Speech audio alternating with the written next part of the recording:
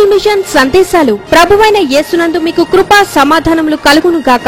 Father Devadasu అయ్యగారికి దేవుడు బయలుపరిచిన Bible machine సందేశాలు రెవరెండ్ డాక్టర్ యేసురత్నం గారి ద్వారా మీకు అందించబడుచున్నవి. మీలో ఎవరికైనా శ్రమ సంభవించినా మాతో పాటు ప్రార్థనలు చేయండి. ఎవరికైనా సంతోషం కలిగినా మాతో పాటు కీర్తనలు పాడండి. రెవరెండ్ డాక్టర్ యేసురత్నం గారు ప్రతి సోమవారం స్వస్థత ప్రార్థనలు చేయడం ద్వారా వేలాది మంది భక్తులు స్వస్థత పొంది ప్రతి సోమవారం స్వస్థత సాక్ష్యములు చెప్పుచూ దేవునిని మహిమపరచుచున్నారు. ప్రేమతో మీ అందరినీ ఆహ్వానించువారు reverend doctor N Yesuratnam, Bible mission స్వస్థతశాల, కొవ్వాడ రోడ్, చీడిగా, కాకినాడ. ఫోన్ 65888737. అందరికీ మరణాత. దేవుడు ఫాదర్ ఎం దేవదాస్ గారికి బయలుపరిచిన బైబిల్ మిషన్ సువార్త పరిచర్యలు దేశ విదేశాలను విస్తరించున్నవి.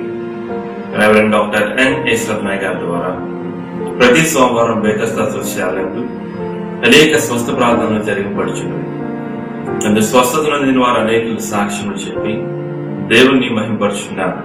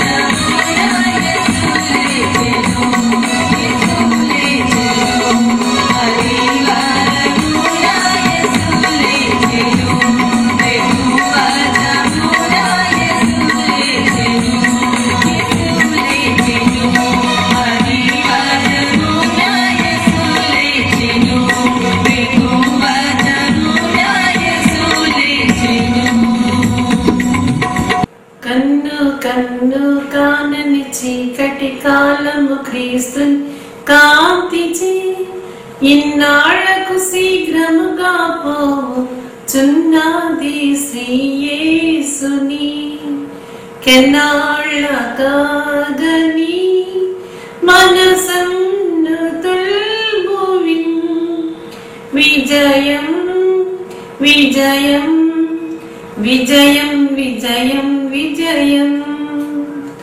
దేవుని నామ స్తోత్రం. మన్నాత దేవుని వాక్యం చదువుకుందాము. లూకాసు వార్త 24వ అధ్యాయము 1వ వచనం. ఆదివారం తెల్లవారుచుండగా స్త్రీలు తాము సిద్ధపరిచిన సుగంధ ద్రవ్యములను తీసుకుని సమాధి వద్దకు వచ్చిరి. మహిమా స్వరూపైన దేవుని సన్నిధిలో ఉన్న ప్రియ విశ్వాసులారా, దేవుని నామములో మీకెల్లరకు కృపా సమాధానములు కలుగును గాక. ఆమేన్. ఈ దినము మనం నేర్చుకోబోయే వాక్య భాగము పునరుద్ధాన సిలువలు. యేసు స్వామి ఈ లోకంలో ఉన్నప్పుడు ఆయన శరీరధారి అయిన దినములలో మహారోదనంతో కన్నీళ్లతో తన మరణం నుండి విడిపించగల వానికి యాచనలు ప్రార్థనలు సమర్పించి ఆయన యందు భయభక్తులు కలిగి ఉన్నందున ఆయన అంగీకరించబడని హెబ్రీయులకు రాసిన పత్రిక 5వ అధ్యాయము 7వ వచనంలో రాయబడినది. అయితే ఆయన శరీరధారి ఉన్నప్పుడు శ్రమ అనుభవించారు. ఆయన చనిపోయి తిరిగి లేచారు. మృత్యుంజయుడైన యేసు స్వామి కూడా పునరుద్ధాన సిలువలు ఎదురైంది. మొట్టమొదటి మనం చూసినప్పుడు స్త్రీలైన వారు యేసుక్రీస్తు ప్రభు యొక్క శవమునకు సుగంధ ద్రవ్యాలు పూయడానికి వచ్చింది. యేసు ప్రభు 3వ దినమందు నేను తిరిగి లేస్తానని అనేక వారు చెప్పారు. కానీ ఆ స్త్రీలైన వారు మర్చిపోట, ఆయన ఇంకా చనిపోయే ఉన్నారు, ఇంకా ఆయన తిరిగి లేవలేదు అని యేసు యొక్క దేహమునకు ఆ శవమునకు సుగంధ ద్రవ్యాలు పూయడానికి వచ్చుట అన్నది అది పునరుద్ధాన సిలువ. రెండవదిగా మనం చూసినప్పుడు మరి దేవదూతలైన వారు కనపడి అంటున్నారు, సజీవుడైన వాణిని మృతులలో మీరు ఎందుకు వెతుకుచున్నారు? అలాగే వీరు సజీవుడైన యేసు ప్రభువును మృతులలో వెతుకుట అనేది మరొక సిలువ, పునరుద్ధాన సిలువగా మనం చూడగలం. మూడవది మనం చూసినప్పుడు యేసు ప్రభు తిరిగి లేస్తారని చెప్పిన మాట మీరు మర్చిపోయారు కనుక యేసు ప్రభు తిరిగి 3వ రోజున లేస్తారు, ఆయన చనిపోయినా తిరిగి లేస్తారని ఎన్నో మాట చెప్పిన మాట వారు మరచిపోవటం అనేది అది కూడా ఆయన పునరుద్ధాన సిలువ. అయితే పరిసయ్యుల శాస్త్రులైన వారికి యేసు ప్రభు తిరిగి లేస్తారని మాట వారు జ్ఞాపకం పెట్టుకున్నారు. పిలాతు దగ్గరికి వెళ్ళి వాళ్ళు అంటున్నారు, అతను మరలా లేస్తానని చెప్పాడు కనుక సమాధిని భద్రం చేయండి అని వారైతే జ్ఞాపకం పెట్టుకున్నారు. కానీ ఈ స్త్రీలైన వారు యేసు స్వామి తిరిగి లేస్తారనే మాట మర్చిపోవటం అనేది యేసు ప్రభువునకు మరొక పునరుద్ధాన సిలువగా మనం చూస్తున్నాం. సరే, స్త్రీలైన వారు జ్ఞాపకం చేసుకుని ఆ మాటలను తన శిష్యులైన వారికి యేసు స్వామి యొక్క శిష్యులైన వారు తెలియజేసినట్టుగా రాయబడినది. లూకాసు వార్త 24వ అధ్యాయం 11వ వచనంలో మనం చూస్తే, ఎప్పుడైతే స్త్రీలైన వారు మేము ప్రభు లేచి ఉన్నారు, ఈ ప్రకాశమానమైన వస్త్రం ధరించిన దేవదూతలు మాకు ఈ మాట చెప్పారు, ఆయన సమాధి ఖాళీగా ఉంది అని వారు చెప్పినా సరే వారి మాటలట ఈ శిష్యులైన వారికి వెర్రి మాటలుగా కనబడ్డాయి. వారికి అవిశ్వాసమే శిష్యులలో ఉన్న అవిశ్వాసము పునరుద్ధాన యేసు ప్రభువునకు మరొక పునరుద్ధాన సిలువగా మనం చూస్తున్నాం. కనుక యేసు ప్రభు తిరిగి లేవలేదని ఆయన శవమునకు సుగంధ ద్రవ్యాలు పూయడానికి వచ్చుట మరి అది ఆయన సిలువైతే, తీరా యేసు ప్రభు 3వ రోజు లేస్తారనే మాట మర్చిపోట అది 2వ సిలువైతే, స్త్రీలైన వారు చెప్పిన మాటను శిష్యుల నమ్మక వెరీ మాటలుగా అనుకోవడం అది కూడా మరొక సిలువగా మనం చూస్తున్నాం.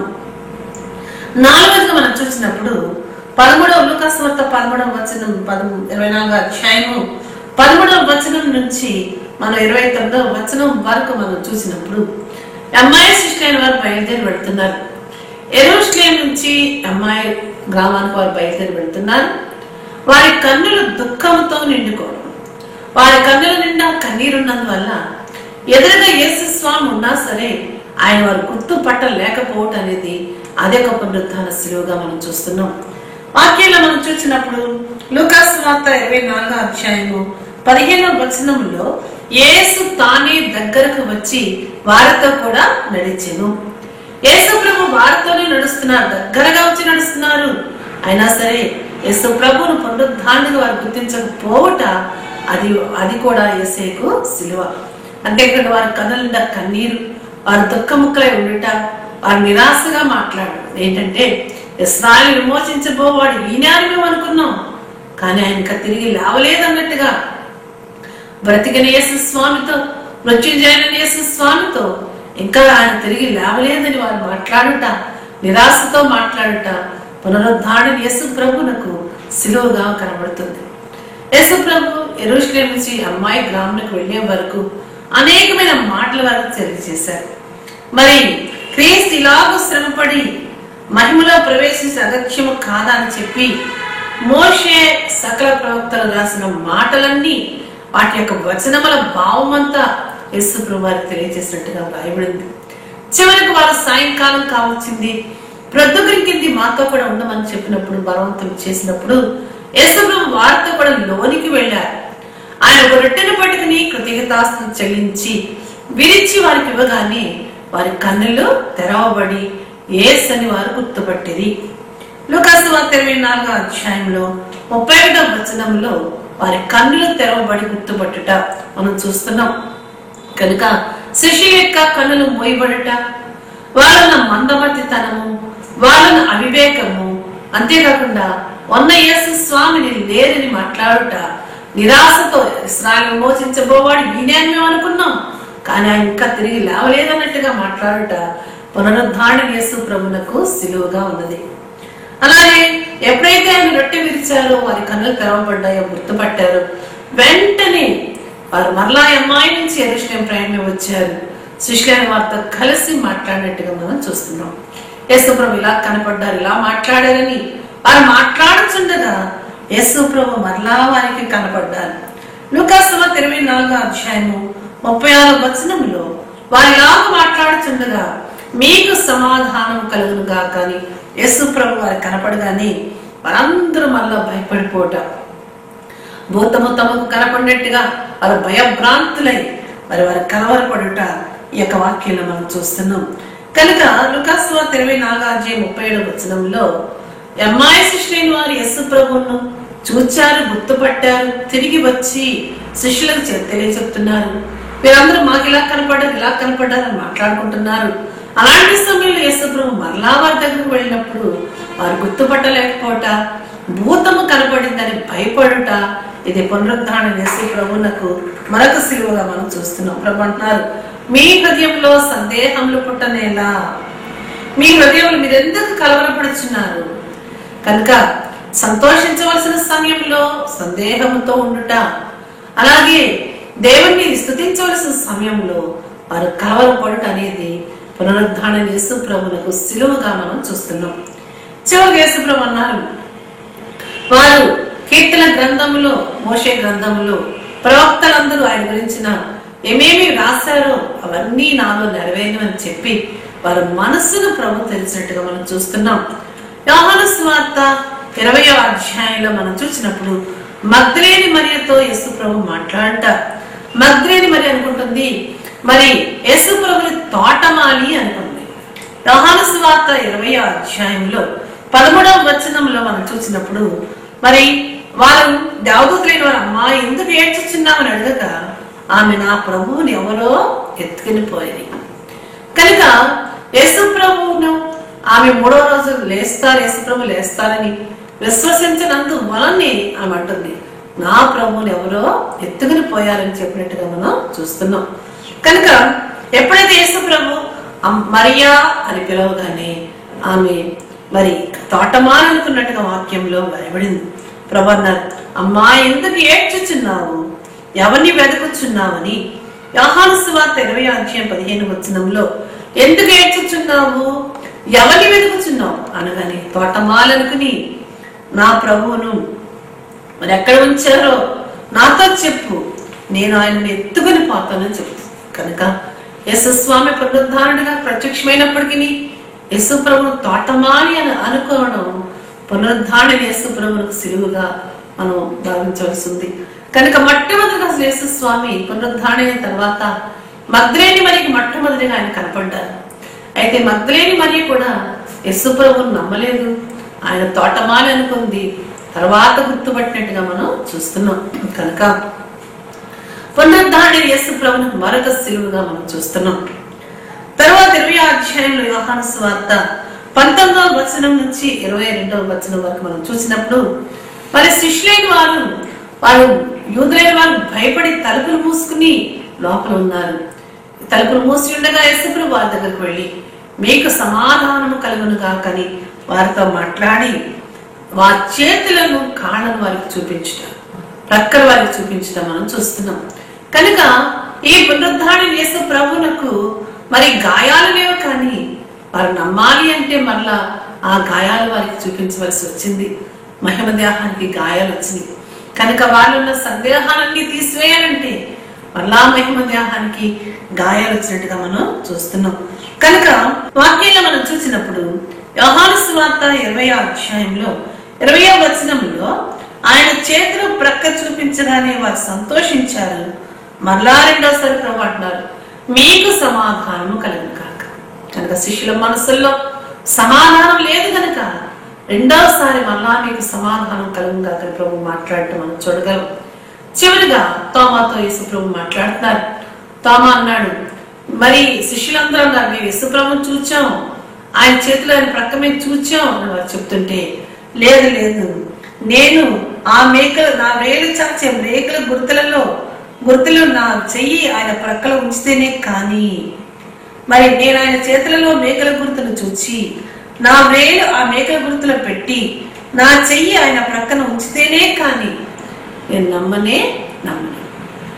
కనుక మరి ఏమైనా అపవార్యత్నాలు ఏమైనా పాటలో తల మీదను హస్తములయందును పాదములయందును పార్శ్వములయందును రక్తములుగాని నా గాయములను వేదన బాధ ములుగాని నా గాయములను వేదన బాధ ఏమాయేను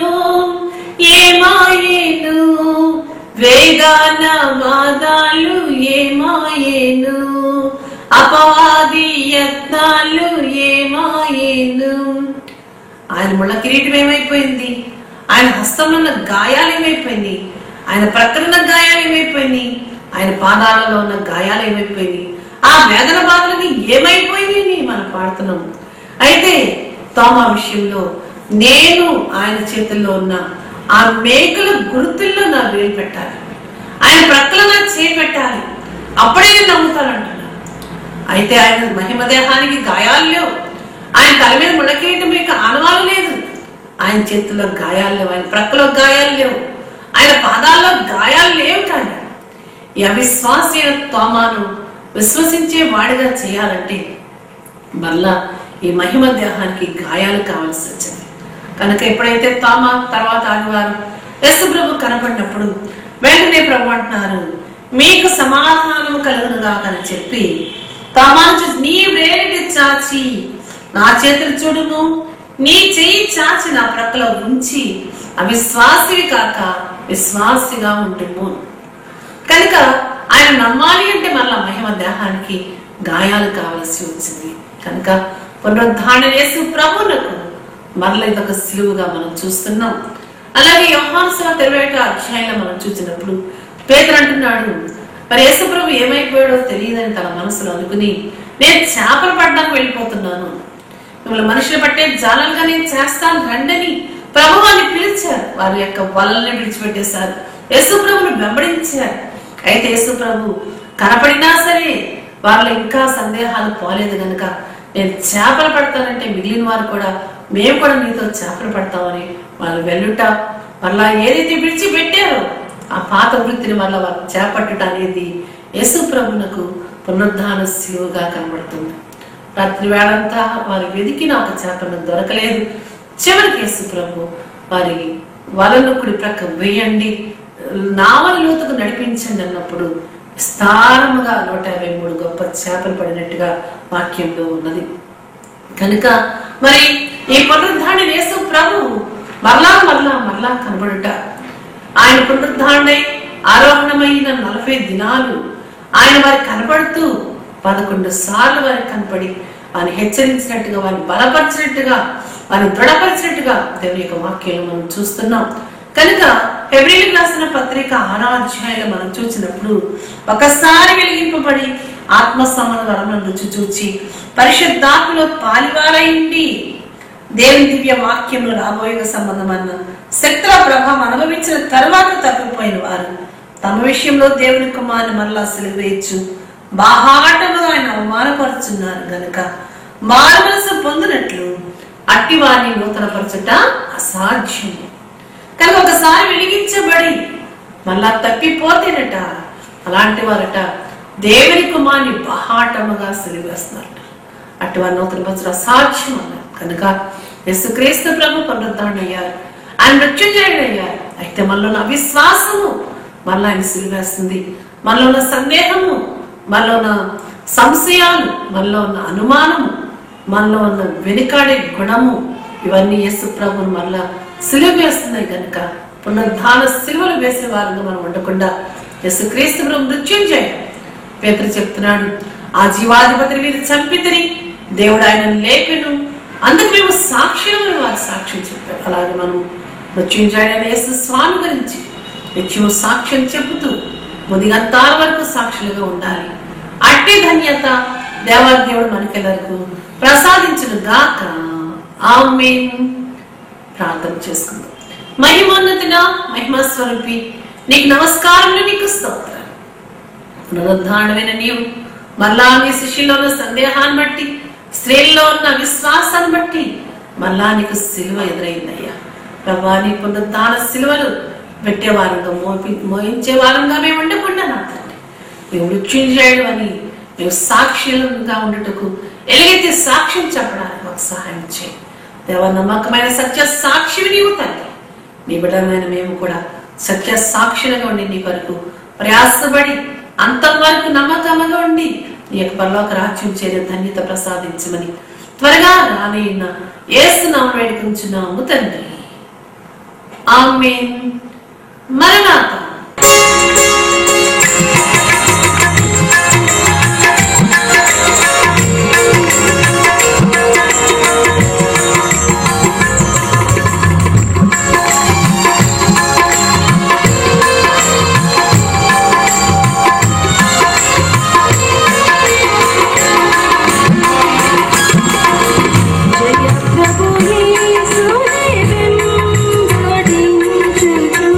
జయ